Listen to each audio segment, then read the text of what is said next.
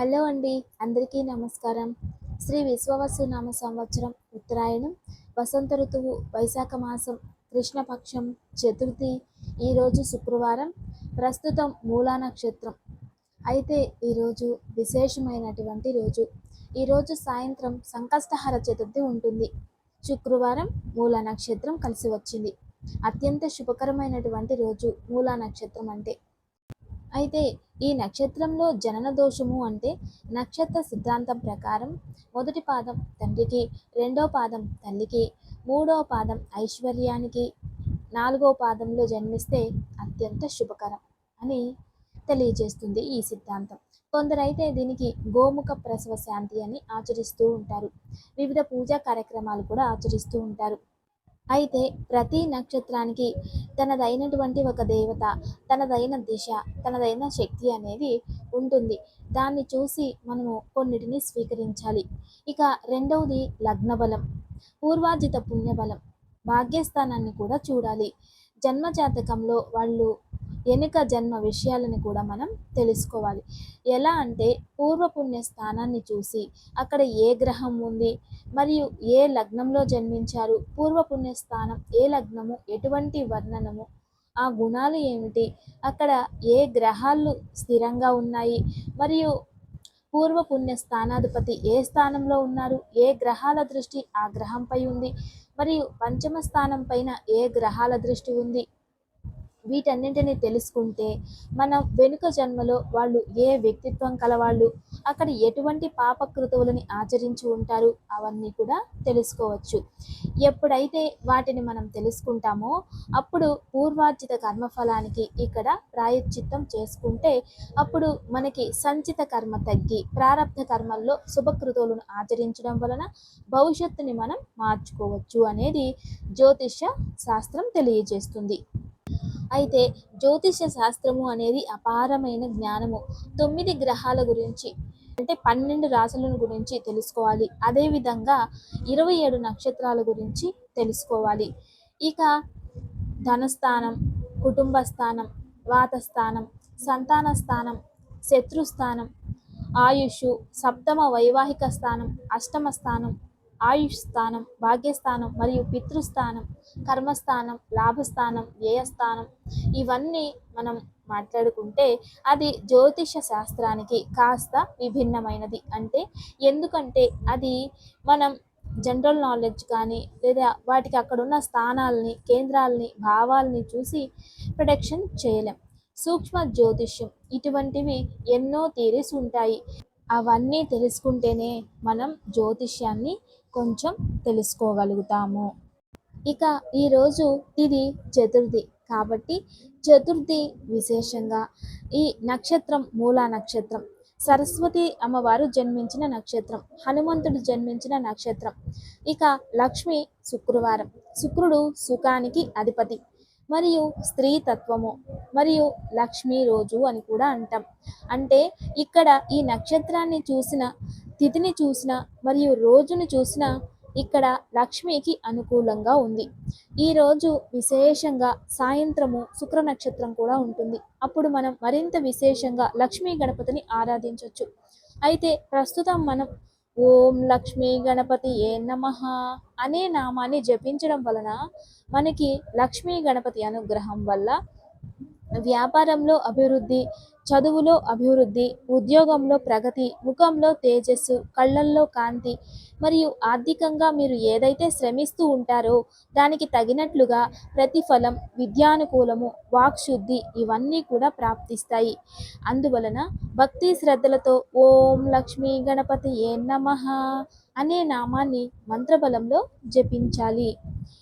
ఓం లక్ష్మీ గణపతి ఏ నమః, ఓం లక్ష్మీ గణపతయే నమః, ఓం లక్ష్మీ గణపతయే నమః అనే నామాన్ని భక్తి శ్రద్ధలతో వీలైనన్ని సార్లు జపించండి. ఇక ఈరోజు మంచి మాట, ప్రేమ ఎప్పుడు హృదయం నుండే రావాలి. ఇక ఆలోచనలు ఎప్పుడూ కూడా తలలో ఉత్పత్తి అవ్వాలి. అంటే బుద్ధి శక్తితో రావాలి. ఎప్పుడైతే హృదయం నుండి వచ్చే ప్రేమ ఎప్పుడు కూడా పవిత్రమైన ప్రేమ, అందులో నటన అనేది ఉండదు. అది ఎప్పుడూ కూడా తెలివితో వచ్చే ఆలోచనలు మీకు భవిష్యత్తుకి మంచి మార్గం చూపుతాయి. మరియు అందులో ఏదైనా సత్యాంశము మరియు నేర్చుకోవడానికి ఎంతో కొంత బలం అనేది దానికి ప్రాప్తిస్తుంది. ఎప్పుడైతే ఇవి విరుద్ధంగా ఉంటాయో, అంటే మనసు నుండి ఆలోచనలు వచ్చాయనుకోండి, అవన్నీ కూడా ఆలోచనకు అడ్డు ఉండదు. మనసు నుండి ఆలోచనలు వస్తే ఆలోచనకు అర్థం ఉండదు. వాళ్ళు ఏమైనా సరే ఊహించుకోవచ్చు. అది ఒక వ్యక్తి గురించి కావచ్చు, ఒక స్థానం గురించి కావచ్చు, ఒక సందర్భం గురించి కావచ్చు, ఏదైనా. ఎప్పుడైతే మనసుతో ఆలోచించే వ్యక్తి ఎప్పుడు దురభ్యాసాలతో, దుర్భాషతో ఇతరులను నిందించడం, దూషించడం మరియు వల్గర్ లాంగ్వేజ్ని యూజ్ చేస్తూ ఉంటారు. మనసుతో ఆలోచించేవాడు, అదే బుద్ధితో ఆలోచించేవాడు ఎప్పుడు జ్ఞానంగా మరియు వినూత్నంగా, అద్భుతంగా ప్రతి ఒక్కటి కూడా ఇతరులకి ఉపయోగమయ్యేలా చేస్తూ ఉంటాడు. అదే విధానంగా ఎవరికైతే బుద్ధితో ప్రేమ వస్తూ ఉంటుందో, తెలివితో ప్రేమ వస్తూ ఉంటుందో, అంటే బుద్ధి ఉన్న చోట ఆలోచనలు ఉత్పత్తి అయ్యే చోట ప్రేమ ఉత్పత్తి అయిందనుకోండి, అతను ఎవరిని ఎలా కావాలో స్వార్థానికి ఉపయోగం చేసుకుంటూ ఉంటాడు అని అర్థం. ఇక మన ముందు ఒకటి మాట్లాడతారు, మన వెనుక ఇంకొకటి మాట్లాడతారు. ఎందుకంటే తెలివిగా ప్రేమిస్తున్నాడు అంటే వాళ్ళని మోసం చేయడం కోసం ఇక్కడ ప్రేమ అనేది ఉంది. అంటే ఇక్కడ నుండి ప్రేమ వచ్చింది అంటే ఇతరుల్ని మోసం చేయడానికి అని అర్థం. అందుకే ఎప్పుడు కూడా మనస్ఫూర్తిగా ప్రేమించాలి. పూజని ఆచరిస్తే మనస్ఫూర్తిగా ఆచరించాలి. తెలివితో పూజను ఆచరిస్తే ప్రతిఫలం లేదు. తెలివితో, బుద్ధి, శక్తితో పూజను ఆచరిస్తే ప్రతిఫలం లేదు. అందుకే మనస్ఫూర్తిగా, భక్తిగా చిన్న దీపం వెలిగించిన గొప్ప అనుగ్రహం మనస్ఫూర్తిగా వస్తుంది.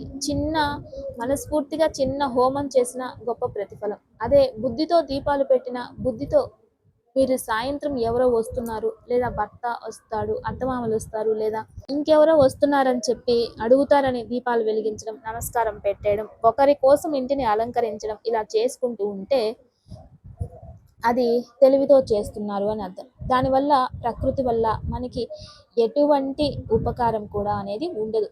కానీ ఒకటి మాత్రం, మనస్ఫూర్తిగా భగవంతుని దగ్గర దీపం పెడితే ఆ వెలుగు ఎప్పుడూ వ్యర్థం అవ్వదు అనే దాన్ని అందరూ గుర్తుంచుకోవాలి. మనస్ఫూర్తిగా చేయండి ఏది చేసినా. తెలివితో ఆలోచించి నిర్ణయాలు తీసుకోండి. వాటికి హద్దు అనేది ఉంటుంది. అప్పుడు అవి మంచిగా అవుతాయి అని అర్థం. ఇదే ఈరోజు మంచి మాట. ఇక జ్యోతిష శాస్త్రంలో కుజ అంటే మంగళ, ఈ రెండు ఇతి వీటి వల్ల లక్ష్మి అపార యోగం అని కూడా పిలుస్తూ ఉంటారు. ఏంటంటే ఈ యోగంలో ఉన్నవాళ్ళు భ్రమలో జీవిస్తూ ఉంటారు. ఏదైనా డబ్బుల్ని, నా దగ్గర ₹1 ఉంటే ₹1,00,00,000 ఉంది అనుకొని ఊహల్లో బ్రతికేస్తూ ఉంటారు. కానీ అక్కడ ఏం ఉండదు. తర్వాత వాళ్ళు ఎంత కష్టపడినా, అంటే డబ్బు కోసం రాత్రింబవళ్ళు కష్టపడినా వాళ్ళకి దారిద్ర్యం వెంటాడుతూనే ఉంటుంది. ఉదాహరణకి చెప్పాలంటే ఈ శని మరియు ద్వితీయ స్థానంలో ఈ ఒక యుతి అనేది ఉంటే, కుజుడు మరియు చంద్రుడు కలిశారు అనుకోండి, జీవితాంతం అతను డబ్బుల కోసం కష్టపడుతూనే ఉంటాడు. కానీ ఆయన ఎంత కష్టపడినా అభివృద్ధి అనేది ఉండదు. దానికోసం కష్టపడుతూనే ఉంటాడు. చాలామంది అంటూ ఉంటారు, నేను ఎంత కష్టపడినా అభివృద్ధి అవ్వట్లేదు అని. ఇటువంటి గ్రహాల సంధి అంటే యుతి అనేది ఉంటుంది. దీనికి మనం పరిష్కారం చేసుకోవాలి. మన జీవితంలో చాలా మార్పు తెచ్చుకోవచ్చు ఈ పరిష్కారం వలన. ఇక మన సాంప్రదాయం, సూర్యాస్తమ సమయంలో గోర్లు కట్ చేసుకోకూడదు. ఎప్పుడు స్నానానికి ముందు ఉదయాన్నే లేచి ఈ ఒక గోర్లని శుభ్రం చేసుకోవాలి, కట్ చేసుకోవాలి. ఆ తర్వాత స్నానం చేయాలి. అంతేగాని సూర్యుడు అస్తమించే సమయంలో గోర్లు కట్ చేసుకోవడం, స్నానం చేయడం వలన మన ఆరా ఎనర్జీ మరియు మన అదృష్టం సాయంత్రం క్షీణిస్తూ వస్తుంది. అంటే అసుర శక్తులు ఎక్కువ అవుతాయి. కాబట్టి నెగిటివిటీ అనేది ఎక్కువై దారిద్ర్యం ప్రాప్తిస్తుంది. ఎప్పుడైతే సూర్యోదయంలో కట్ చేస్తారో సూర్యుడు వృద్ధిలో ఉంటాడు కాబట్టి అదృష్టం పెరుగుతుంది, దారిద్ర్యం దూరం అవుతుంది అని అర్థం. ఇక ఈరోజు తారాబలం. ఈరోజు మూలా నక్షత్రం మధ్యాహ్నం వరకు ఉంటుంది. అయితే అశ్విని మఖ మూలా నక్షత్రం వారికి జన్మతార. ఈరోజు కాస్త జాగ్రత్తగా ఉండడం చాలా మంచిది. ఇక భరణి ఉబ్బ పూర్వాషాఢ నక్షత్రం వారికి పరమమిత్ర తార. అత్యంత శుభకరమైన రోజు, శుభ ప్రతిఫలాలు ఉంటాయి, ఉపయోగం చేసుకోండి. కృతిక ఉత్తరాషాఢ వారికి మిత్రతార. మీరు కూడా అత్యంత శుభకరమైన రోజు, ఉపయోగం చేసుకోండి. రోహిణి హస్త శ్రవణ నక్షత్రం వారికి నైదన తార. ఈరోజు శుభం కాదు, జాగ్రత్త వహించడం చాలా మంచిది. ఇక మృగశిర, చిత్త, ధనిష్ట నక్షత్రం వారికి సాధక తార అత్యంత శుభకరమైన రోజు, ఉపయోగం చేసుకోవడం చాలా మంచిది. ఇక ఆరుద్ర, స్వాతి, శతభిష నక్షత్రం వారికి ప్రత్యక్ తార, ఇది శుభం కాదు, జాగ్రత్త వహించడం చాలా మంచిది. ఇక పునర్వసు, విశాఖ, పూర్వ భాద్రపద వీరికి క్షేమతార, ఈ రోజు అత్యంత శుభకరమైన రోజు, ఉపయోగం చేసుకోండి. ఇక పుష్యమి, అనురాధ, ఉత్తర భాద్రపద వీరికి విపత్తార, జాగ్రత్తగా ఉండడం అత్యవసరం. ఇక ఆశ్లేష, జ్యేష్ఠ, రేవతి నక్షత్రం వారికి సంపత్తార, ఈ రోజు శుభ ప్రతిఫలం ఉంటుంది, ఉపయోగం చేసుకోండి. ఇక దివ్యమైన వాస్తు పరిహారం.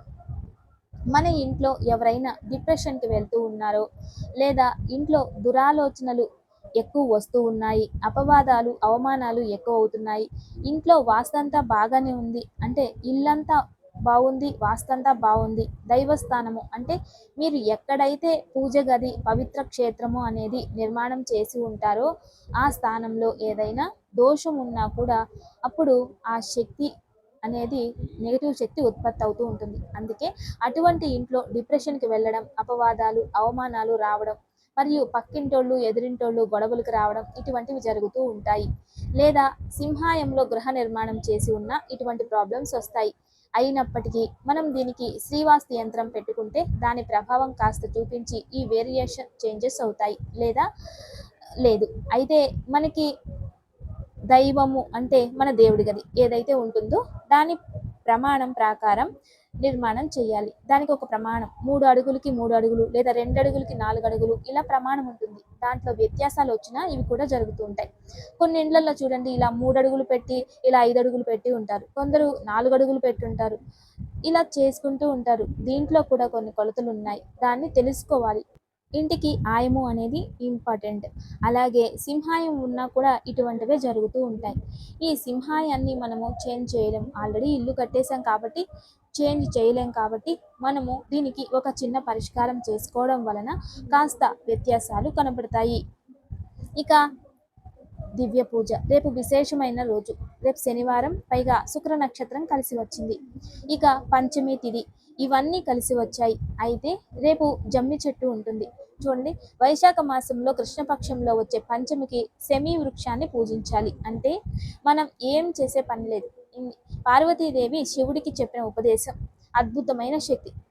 ఎవరైనా అపవాదాలతో, ఎవరైనా అవమానాలతో లేదా శత్రు బాధతో భయపడుతూ ఉంటే, వాళ్ళ నుండి మనకు ఏదైనా ఆపదలు వచ్చేస్తాయి అని ఉంటే, లేదా ఏదైనా బంధన యోగాలు ప్రాప్తిస్తూ ఉంటే, లేదా కోర్టు గొడవల్లో ఇటువంటివి ఏదైనా మనం ఇబ్బందుల్లో ఉన్నట్లయితే, ఆ అపరాధ స్థితిలో అపరాధిగా ఉంటే అలా కాకుండా కనబడాలంటే, ఏదైనా చెడు జరుగుతూ ఉంటే ఆ సమయంలో ఒక చెంబు నీళ్ళల్లోకి ఒక చిటికెడు నువ్వుల నూనె వేయాలి.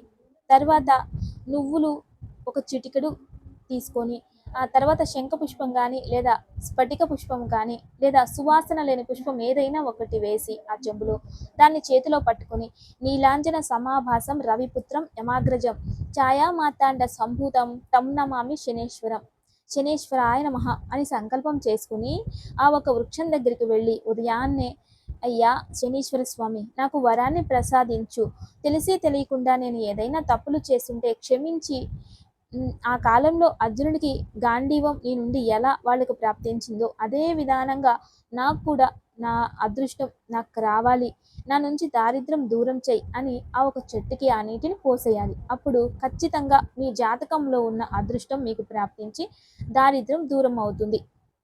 తప్పక ఆచరించండి. వాళ్ళు వనవాసానికి వెళ్ళినప్పుడు ఆ గాంధీవం ఒక వృక్షంలో దాచిపెట్టారట. ఎక్కడో ఇంకొక వృక్షం ఉంటే అక్కడికి వెళ్ళి చూసుకుంటే ఆ వృక్షంలో నుండి గాంధీవం ప్రాప్తించింది. అంటే ప్రకృతి అంతా ఒకటే, దైవం అన్ని చోట్ల ఉంటారు అని దీని యొక్క అర్థం.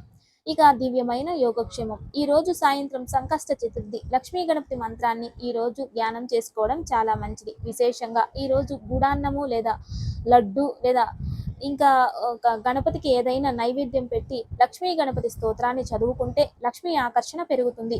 మరియు ఈరోజు విశేషంగా గణపతి రుణ విమోచక స్తోత్రం చదివే వాళ్ళకి అప్పుల బాధ నుండి విముక్తి లభిస్తుంది.